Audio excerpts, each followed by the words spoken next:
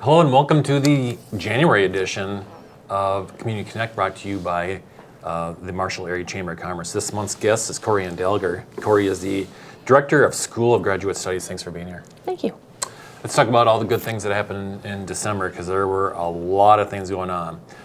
First off, the Fairbanks Ice Dogs were back in town the first week of December. As always, a great turnout for the Ice Dogs. Thanks for everybody that came out. Thanks to Cassie and the team over at Visit Marshall for all the coordinating they did. Of course, Maha for all the work that they did to bring the Ice Dogs back to town.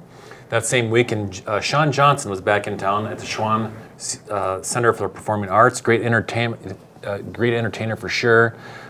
Brings a big show to town. Thanks to everybody that came, and Marshall Radio for putting that event on.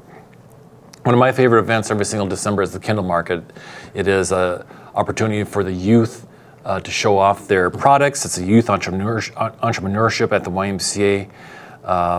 Thanks to everybody that came out, and for all the kids that came out and presented their supplies and products at the YMCA. One of our larger regional events during the year, every other year, is the Nutcracker. This biannual event brings in about 2,000 people to Marshall every single year. And as I talked about with Sean in last month's episode, it's about 100 volunteers. So thanks for all the time and effort that goes into the Nutcracker each and every other year. It's a great event for sure. The Southwest Figure Skating Club hosted Skate with Santa on the 14th at the Red Baron Arena, including Santa was actually on ice. So it was good to see him out there. Of course, he was everywhere in December, but he made a few stops here in town. Thanks to all the skaters that came out and skated with Santa on that day. Hope Harbor had their open house on the 18th. Again, a great facility ministry here in town. I sit on the board of that ministry in town. Very good, just an amazing ministry, and thanks for everybody that came out for that open house as well. The first ever Jolly Jamboree event was at the YMCA on the 21st. Thanks to Events by Brittany for putting that event on. It's just one more thing for people to do here in the community. And finally, thanks to everybody who attended the Light Up the Night this year. Of course, that's over at Independence Park. And thanks for the Prairie Home Hospice leadership. And again, all the volunteers that put this on and help coordinate the night of each of those nights throughout December. So lots going on in December. So let's get to our guest, Cori Ann. Of course, she didn't have very far to come today. She's right here on campus. Again, thanks for being here. You bet, thanks. So let's talk about the graduate studies programs here. Being the director of the graduate studies program here, what different roles, tasks do you take on? You know, that gets a little interesting. I definitely help students all the way from the moment they're like, you know what, I think I want to get my master's degree. And sometimes that's the hardest decision to make. And then get the process rolling, going through the admission process, helping them through the registration process. Sometimes it's all the way through graduation even. And then even afterwards when some things pop up. So going through the whole admission process, helping students, helping them along the way when they run into bumps in the road. I mean, you're dealing with a lot of working adults. Mm-hmm. So of course, things are going to pop up. How do I handle these kind of situations? So it's really a rewarding job because of the fact that you're constantly helping people meet their goals and giving them a chance to reach that goal and helping them along the way. Mm-hmm. What programs are available what graduate programs are available through SMSU? So we've added. Now I've been in this position for so many years, and we started out with just 3 master's programs. Now we're up to a total of 6. And then we actually have a EDAL program, which allows them to become like a principal, superintendent. Mm-hmm. But when it comes to the master's degrees, we have a master's degree in education, physical education, special education, and then you have the MBA. Mm-hmm. And then we just recently added cybersecurity and then also a nursing educator. So we're definitely expanding our programs as time moves on. And you know, we kind of listen to what people are asking for, and then I a lot of times will then go to the faculty and say, what do you think about offering this program? And then they put the curriculum together and see if we can't offer it at Southwest. So that's why the programs keep growing as we see more and more interest in how we can accommodate the students in the area and give them what they need. Right, and it goes back to about 1995? Yeah, so that one year I think I finally thought, you know what, I need to find out the history on this. And so I went back through the books and I saw that MBA started back or education I should say, started back in 1995. And then we ventured off, and so then we started learning communities. And that's when we took our faculty and they went out on the road and they offered the master's programs in like Brainerd, Rapid City, South Dakota. They weren't afraid to travel. So that started a year later. And so that gives students an opportunity to earn a master's degree from Southwest without even having to do all the traveling. And then we kind of moved on from there to a Master of Science in Special Ed that started in 2002, and then we brought in the MBA, and those have been very successful. And then we moved into the Master of Science in Physical Education, and that started in 2013, and then a couple years later we added that EDAL so that all of those that earn the master's degree from us in education are able to go on and now become a principal, superintendent, kind of expand their horizon a little bit. So, and then just recently we added in the Master of Cybersecurity. Seems to be a lot of interest in that, definitely. So that's been very exciting. We just started it, had to take a little pause, needed to get some faculty on board, got everybody hired, and now we're in full swing again. So we're very excited for that. And then also the nursing educator. So that started just a couple years ago as well. So a lot of new things, exciting. I mean, we keep adding to the programs, which has been nice. I know that when you look within a Master's of Science in Education, we've got like 10 different concentrations. So there's something out there for everybody from math to English to TESOL. So I think that helps broaden of which area do you want to focus in on. Same thing with the MBA. They've gone from, I think when I started here, they had 3 emphases or concentrations, and now we're up to 13. So a wide variety of areas that you can focus in on. So I think students have enjoyed having that opportunity. Yeah, so what are those hot industries out there right now that could produce a master's program in the next few years? You know, when it comes to the master's program, I think it's a case where we're finding a lot of them are going down the MBA. A lot of them are getting into the cybersecurity side of things. A lot of them are getting into the management, becoming leaders within their program as well. Then we're also kind of getting into more of the finance side of things, adding accounting, a lot of people are going on to get their CPA, so then they need the credits. And so then earning a master's degree from us and then getting those credits within that accounting area allows them to get the credits they need to move on into that next level. So, yeah. Let's talk about the newer features now in place, including the fast track admission. Talk about that process. Yeah, sure. You know, I think that was a nice addition I made a few years ago. We're finding that, you know, if you did well in your bachelor's degree, why jump through all the extra hoopholes? Let's just, you know, get you rolling into the program. So if you meet the program requirement, whatever that GPA is for that department, we won't make you do the extra things of submitting 2 references, a letter of recommendation, all those different items that you would need. So it allows you, if you meet the requirements, we'll fast track you, we'll get you admitted in the program. Sometimes it happens within 24 to 48 hours. You could have that acceptance letter in your hand, know who your advisor is, and being registered for classes. Because registration windows are opening so much quicker than they did back in our day. Right. You know, I mean, we usually maybe in a month in advance. We're now, I think back in October, we already knew what classes were going to be offered for spring and summer, and people could get registered already. So that's changed quite a bit throughout the years. So I think that fast track admission, a lot of people, we know you're applying for 2, 3 different schools. So all of a sudden, if they're getting a notice from us right away that they're accepted, hopefully they're picking us over somebody else. Right, let's talk about that. So what, you know, obviously there's all sorts of state colleges, private colleges that have master's programs. What kind of separates SMSU from the rest of them? I think it's just the fact that we, being a smaller university, we can accommodate. Our schedules are definitely more accommodating. We offer programs in so many different delivery methods, so that meets everybody's individual needs. So you can take it completely online. You can take it where maybe certain classes you want to come to campus for.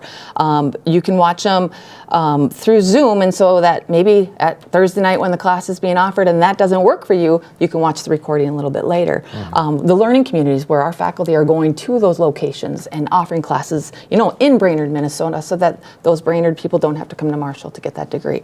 So I think just all the different delivery methods that we offer, and the newest one we just add is the accelerated. So instead of taking 16-week long class, now you're doing it in 8 weeks. It's definitely more intense, okay? But you're able to get through classes faster, which means now maybe instead of taking 2, 3 years to earn your degree, you're able to get it done in a year. Sure. So based on what works with your personal schedule and what works with your job, you know, maybe you want to go fast, maybe you want to go slow. The kicker I always tell people is you have 7 years to get it done. So you want to make sure by the time you start and the time you finish, you have 7 years to complete that. If you kind of get a point across to people out there that's watching this, regarding a master's degree from SMSU? What is that something that they may not know? I think it's a case where earning your master's degree, well, I'm going to back up here. We all knew we had to go to high school. We had to graduate from high school. We knew we were probably supposed to go to college if it's a community, technical college, university, whatever the case. So those are the things that we're supposed to do. So we did, right? Yeah. When it comes to a master's degree and EDAL program, I think it's a case where now it's more personal. This is something I want to do. It's time, this right in the time of day. I can get this done. I want to check that off my bucket list. I want to move up the ladder at work. And so a lot of times having that degree gives you that opportunity. And I think it also just pride, hey, I did this, you know what I mean? And put in the time, the effort, and probably at the same time balancing a family and other activities that are going on. So it's a lot more to take on, but I think it's just that community respect that, hey, I have a master's degree, I have a doctor's degree. Yeah. So. Yeah. What are the top benefits, 3 benefits or so, of going back to get your master's in life? And how often does a college student go right into master's versus coming back after a period of time to get their master's degree? We have quite a mixture of that. I'm seeing a little bit more and more undergraduate students getting their bachelor's degree and then continuing right on to their master's. Sometimes I think they took so many credits in high school, so they're getting through college a little bit faster, and they're like, ooh, I'm just not ready to start working yet, so I'll get my master's degree because I know it's going to help me. And so they can kind of continue on. So we're seeing a little bit more in that, but we still have quite a few of our current students that are working adults that maybe have been in the work field for 5-10 years, and it's like, it's time. I want to get this done. I want to move up the ladder. I want to become, a manager in this position, and I can't do it without this degree.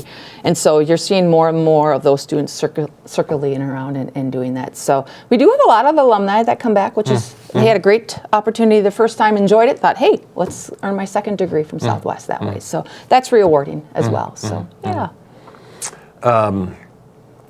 Obviously, the classes are online, but you have quite a few classes that are in person too. Yeah, we do. And a lot of people, it's amazing how they still want to come to campus. They want their instructor in front of them. They want to be able to ask them questions and engage with the people around them. And there's so much networking that takes place in the classroom that you can't get always online. And so I think that's why Southwest has been so successful with their classes on campus, and it's growing, and so it continues to grow, and more of our students maybe want it some online because it's convenient, but they want to be able to still have those face-to-face classes. And so I've really enjoyed in all the years that I've been here, all the students that are on campus and seeing them. The hallways are busier. I mean, it's just the environment on campus has been really enjoyable because of so many more people are attending classes versus taking them online. And personally speaking, or actually not personally, business speaking, from the chamber with my chamber hat on, of course I would want to see more people in class too, versus online, because that way they get an opportunity to see what Marshall's all about, and hopefully we can retain them in Marshall after they graduate. So absolutely. And we're finding a lot more international students that are migrating. Southwest Marshall, Minnesota is a safe community. So they can come from the different countries, come and experience, the personal face-to-face classes and a great environment. And many of them want to stay around here. So I think that shows us that we're doing what we're supposed to be doing. So What's the best way, if somebody's interested in getting their master's degree, what's the best way to reach out to you? I think at this point, it's best to check out the website, which is smsu.edu/graduate studies. Otherwise, you can definitely give me a call. I'd love to talk on the phone. So that would be your typical 507-537-6819. Otherwise, even drop me an email. And it's easy as emailing graduatestudies@smsu.edu. So. Perfect. All right. Lots of good stuff for you right on campus. Again, reach out to Cori if you have any questions regarding your master's degree. She got a lot of information. And when I saw her signature on her email, that's not all she does. She wears a lot of different hats here on campus, so she can answer a whole lot of questions right here, and again, right here at SMSU. So thanks again for being here. Thank you. Let's talk about all the good things that are happening in January. Traveling Trivia continues in the region. They have about different locations, about one to two times a month. This month on the 9th, you can find them at City Hall Bar and Grill in Minneota. That's the name of the bar in Minneota, City Hall Bar and Grill in Minneota. On the 23rd, you can head to Tavern 507 for more trivia. And finally, at St. Stephen's Church for a fundraiser on the 29th. So lots of trivia going on in January. The beer pairing event, the Brow Brothers beer pairing event that benefits United Way of Southwest Minnesota is on the 17th at Brow Brothers. This fun event is made up with a 5-course dinner and is paired up with 5 different beers. A great time, great company at this event. Come on out, get a table. It is well worth your time. Of course, United Way of South Minnesota has multiple counties, including where Granite Falls is at. It's everywhere. So come on out and do have a fun time next Friday, the 17th. The Marshall Radio Diamonds on Ice Bridal Extravaganza is on Sunday the 19th, right here on campus. The Bridal Extravaganza is an exciting event for connecting Southwest Minnesota brides to the best wedding-related businesses in the region. So come on out. It's the 19th at the Centers here at SMSU. Of course, during the month of January, continue to root for your Mustang and Tiger Sports. Of course, the men's basketball teams here on campus are just on fire, so continue to root them all on. Of course, the Tiger Sports are doing well here right across the street as well, so root on your local sports. On the chamber side of things, young professionals are scheduled on the 21st, featuring Chad Drake with Bremer, who's going to present on leadership through adversity. That is one of the many events that we have going on here at the chamber. Finally, our coupon book just came to the office just yesterday. So today is Tuesday the 7th. Is it the 7th today? 8th? So come on out and get your coupon book. They just came to our office yesterday. So it is a $30 book over about $5,000 worth of savings. So it's well worth your purchase. Plus, it is our biggest fundraiser as a nonprofit. So come on out and get your coupon book today. All these events in January can be found on our website at marshallmn.org. You can also take a look at the events on the visit page at visitmarshallmn.com. So thanks again for tuning into the January edition of Community Connect, and thank you, Cori, for being here. We'll see you in February when we have Lori Elf and Joel Buck with Help Tuck Me In. They'll be our guests again in February. So we'll see you next month.